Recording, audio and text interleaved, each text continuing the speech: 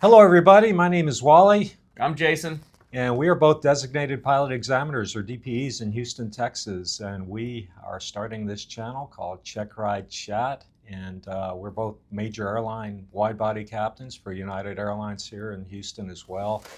And we just felt like there was a need for a forum like this, and we want to provide information for pilots to be safer pilots and to be more successful on check rides. Between us, we have about 69 years of flying experience, I think about 45,000 hours and well over 5,000 check rides administered, whether it be general aviation or air carrier Part 121 check rides. So we're going to hopefully publish an episode every week or so. And what we really want this to be is we want it to be listener generated. Here are our emails up on the screen. You can email either one of us, Wally@checkridechat.com or Jason@checkridechat.com. We'll get to your emails. We'll answer them via, maybe just an email back to you. Or if it's relevant to everybody, we'll do an episode on it. So, Jason, do you remember when we first met? I briefly, but I don't. No, it's not 100% ringing the bell. But I know we flew. Well, clearly we flew somewhere together. Yeah. We may have flown on 737 a long time ago. I think we did. I think that's when we first met. The first time I really remember, I think it was 2018. It was my first solo trip on the 767. In other words, I'm out of IOE, I'm cut loose. They say, okay, you're good to go. And I had my first trip across the Atlantic to Munich, and you were the first officer.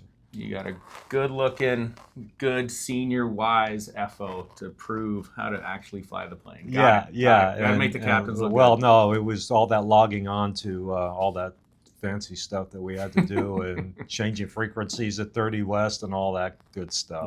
Taking 3 pilots to figure out what Scottish is saying. The accents, it's awesome. So that would have been about 2018, so about 7 years ago-ish. But again, we're both examiners here in Houston. We are based out of the same airport, Conroe, Texas. If you're ever up in Conroe, come say hi to us. And we don't per se work together. We work parallel. We bounce things off each other. We're constantly texting and calling each other back. Hey, if you see this, how do you handle this? The paperwork kind of stuff. But anyway, there's so many good resources out on YouTube. There's a lot with pilot examiners, and we determined that there's not anything, there are no channels out there with 2 pilot examiners. And we want to discuss things. We're not going to agree on everything, because a lot of what we're going to talk about is techniques. How do you do this? Well, I do it this way. Well, I do it this way. And they're both right. So even with that technique, I'm a pilot instructor for United on the 757, 767, and we have to make that abundantly clear. When we are teaching, whether it be new hires, transition training, etc., when they're coming to our fleet, this is what the book says, and this is technique. Techniques are typically there as memory aids. Right. What you like, I may not. What I like, you may not, etc., etc. So yeah, techniques. I would never do it this way. I do this way all the time. Nothing's wrong. It's your preference. I have my techniques on power off 180s. It's just, I think it's based on experience. But yeah. So again, the vision of this channel is to be listener driven or viewer driven. So please get in touch with us. Hit like and subscribe down at the bottom. That helps us. That helps us spread the word on the channel, and hopefully we're gonna have some good information for all of you. One thing that we have to do. Well, Jason, how many check rides have you given this year so far? I would say I am at a solid. I would say anywhere between 250 and 300 so far. Okay, and it's the beginning of November of 2025. Okay, that's a little bit more than me. So is that's your DMS number? No, my DMS is pushing about 290. Okay. So that's yeah. obviously cancellations. Some of that's paperwork, AGIs, CFI renewals. That's not really check rides. Right. It's a paperwork push.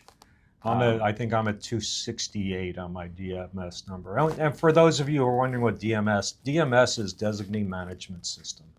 And it's our way as examiners to communicate with the FAA to tell them that, yes, I'm doing a check ride next Tuesday at Conroe, Texas in a Piper Archer, and it's a private check ride. So yeah, I would say first step for a check ride, this gets into the DMS, is you, the applicant, either reaches out to us directly, or typically the CFIs are the ones with the relationships.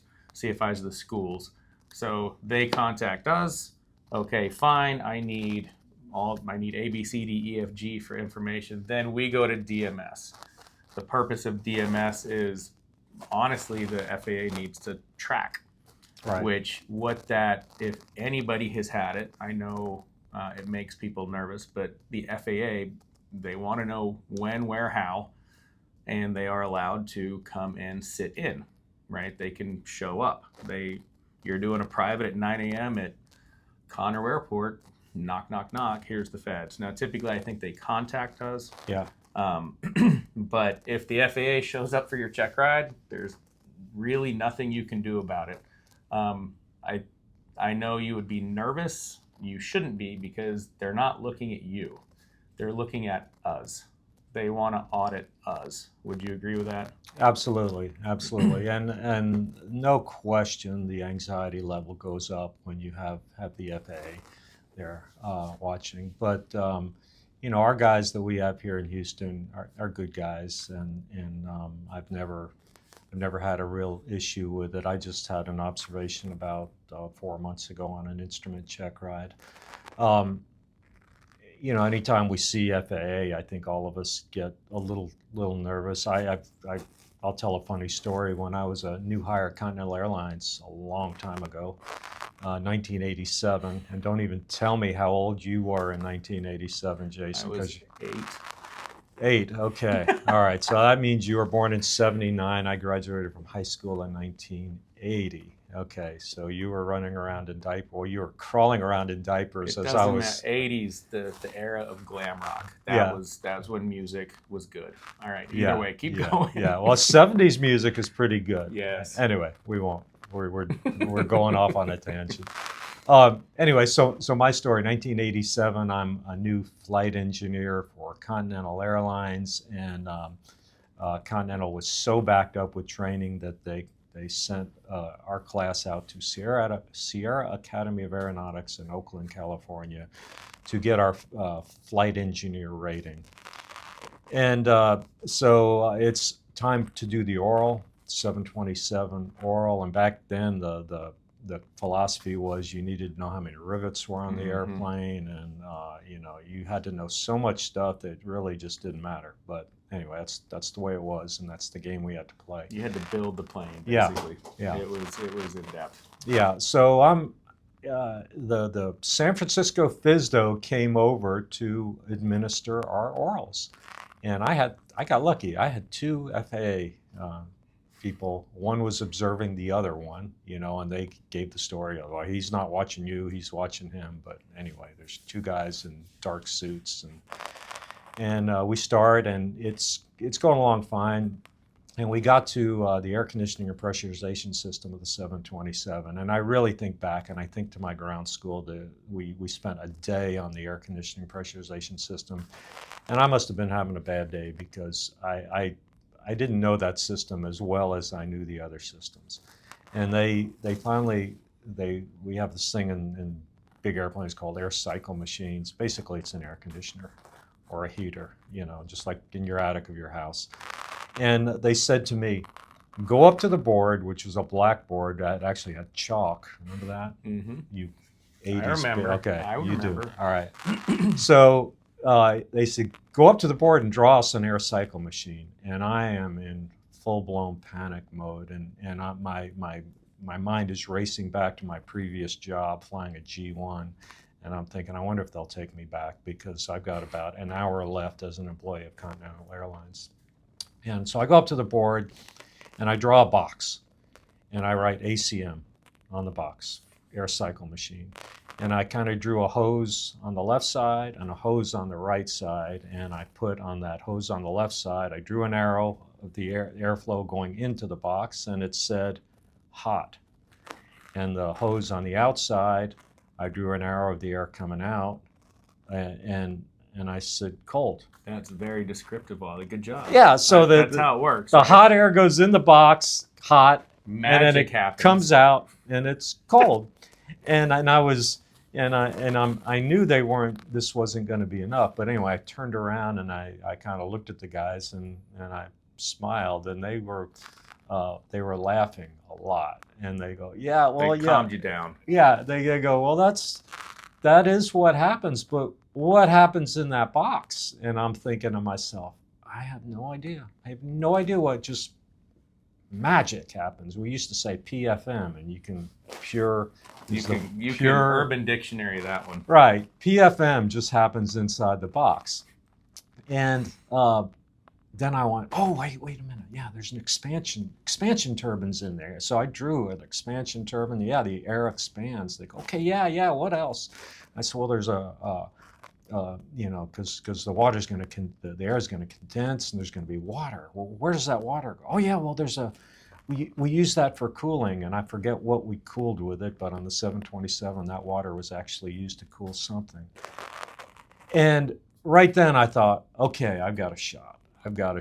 And I ended up... They knew you were nervous. They know everybody's nervous. But, so when an applicant tells me, well, I just got stupid, I relate back to that day because I got really stupid that day. I think we've all done extremely. Yeah. Yes, that I think everybody has those. Do you have any stupid Checkride stories? I was thinking yes. So while you were telling yours, my stupid Checkrides, I wish I could have sucked it right back in my mouth as soon as I said it. But at Continental Express, same thing. Back in the day, you had to basically build the aircraft for orals. So I don't think I've ever known a plane better than the 145. I don't know anything about it now. I could probably still start it. Yeah. But I couldn't tell you the details. But I do specifically remember new hires, FOs, getting our type rides. The oral, we go in, we have the whole diagram of the overhead panel, the pedestal, everything about it. And it literally was, tell me about everything to start. This, hydraulics, pneumatics, whatever. So 2-3 hours goes by. The APD, which is a DPE for the airline world. Air program designee? I think air crew program designee. Okay. I think. Don't quote us on that. But APD, it's the equivalent of a DPE. He goes, all right, guys, that's great. Anything else? You ready to go fly? And it comes out, and I want to suck it right back in. I go, you didn't ask us anything about the electrical system. And my sim partner, his jaw hit the floor, eyes went down. He was like, what the hell are you doing? You could just read. And so the APD, without missing a beat, he was like, okay, why don't you tell me what's the voltage of the battery? Some, softball question. And I spit it out, and he goes, are you done now? You good? And I'm like, yes, sir. So I could have absolutely, and I did. I opened Pandora's box. Yeah. Right? Yeah. But anyway, long story short, that I wish I would never have opened my mouth. Yeah. But he did a really good job of dumbing it down, dying it down. Like, look, you guys have done good so far. Clearly, you know your stuff. That was I'm a stupid moment, right? So. Right. Point is, I think those stories, I would say the takeaway is we know you're nervous. We will do our utmost to try to calm down. First questions out of my mouth, tell me about yourself, which sometimes shocks the applicant. Yeah. But that's what you were saying. That's the relatable stories. I've done that before. So you can relate. It helps out. And we try to calm you down. We're not mean. We're not... hell, we're friendly aviation, right? The FAA. Yeah. So But that's what we're trying to do. We're trying to calm you down and get a good ride out of you. Nobody's perfect. That is actually in my brief. Right. You will not have a perfect check ride. You will get questions wrong. The key, I would say, to the check rides are compartmentalize that. Do not let that snowball the rest of your ride. Yeah. Don't dwell on something wrong. I tell my applicants, you don't have to make 100. We're not here to make 100. You will make a mistake. And actually, if you make a mistake and you manage the mistake well, you show me a heck of a lot. Exactly. You show me a lot of decision making. In Piper airplanes, I won't close the door. So I can't tell you how many times I've taken off in an Archer or a Warrior and the door's open. And 90% of the time, the applicant will say, "Well, okay, we need to return to the airport. Close the door." Okay, all right. Well, you made a mistake. You managed it, and you hopefully you've learned something. I'm not allowed to teach, but hopefully you've learned something. I think by the situation. that's kind of the takeaway. So on that note, these scenarios, what we just gave you, it kind of follows the ACS, right? So ACS, I'm sure everybody's familiar with that at this point, but it's all scenario based. So one little mistake might actually legitimately check boxes. Yeah. And now we don't even have to discuss that because you organically Right. figured that out. All right, cool. That subject, that knowledge aspect, that skill set is done, complete. Move on. A go around on a landing is an example. You Perfect. come in and you don't like the way things look on the landing, so you make the decision to go around. Well, go around is on my little checklist of things that I need to see. Well, okay, all right, we've done a go around, so I don't need to do that anymore. So anyway, and what I do is, when I try to get to know the applicant, a lot of times to kind of break the ice, I'll say, "Well, tell me about yourself," and they'll look at me like, "What do you want to know?" They'll say, "I have 71 hours, and my name is Fred, and I'm 22 years old," and I'll say, "Well, tell me something about you that most of these people at the flight school would not know."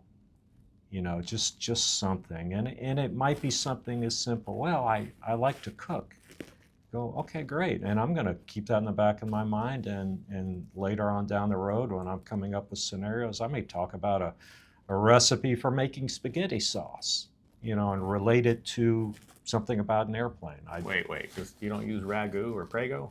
No, well, no, you do. You start with that. That's your base. But you got to add stuff. You got to add some jalapenos or it's pizza from jalapenos, right? Say it right. Right, Are yeah. you from here? No, I'm not. No. I'm a redneck. I'm a redneck. Jalapenos, yeah. So either way, point of this is it's a quick intro. Welcome. Name of the channel is again Checkride Chat. Like, subscribe. Like you said, you got the email, so Wally at checkridechat.com, Jason at checkridechat.com. Send in questions. Send in stuff. Our goal is to go through private instrument, commercial, multi, CFI, add-ons, etc. We will nitpick the ACS. You cannot do one episode on an ACS. So I think we're going to take sections, go through the ACS. We'll take your questions. And it's not just FAA DPE stuff. If you have career questions, we've flying. Yeah. We have been there, done that, been around the block. We have done not probably the smartest decisions. I would say most pilots have done that. That's now called experience. So share your experiences. Feel free, right? We will share ours. Yeah, we would love to talk about experiences. Hey, I did this one time and it didn't look good, but I'm here to talk about it. Yeah. And what did you learn? What was your takeaway? So right. Those, I'm sure we have those. We'll save those stories for another one. Yeah. But what do you think? Good? Yeah, I think we're good. So hit like and subscribe down at the bottom. You can go to our website, checkridechat.com. There's some merch on there. So if you're in Conroe, CXO is the identifier. Come by, look us up, say hi. They all know us. So we're either going to be here or drinking coffee upstairs. Or if you're on a United flight, poke your head in the flight deck. Yeah. Let's see if we're up there. Yeah. And we'll give you a free Coke. How's that? Yeah, there you go. All right. Thanks for listening, and we'll be back soon.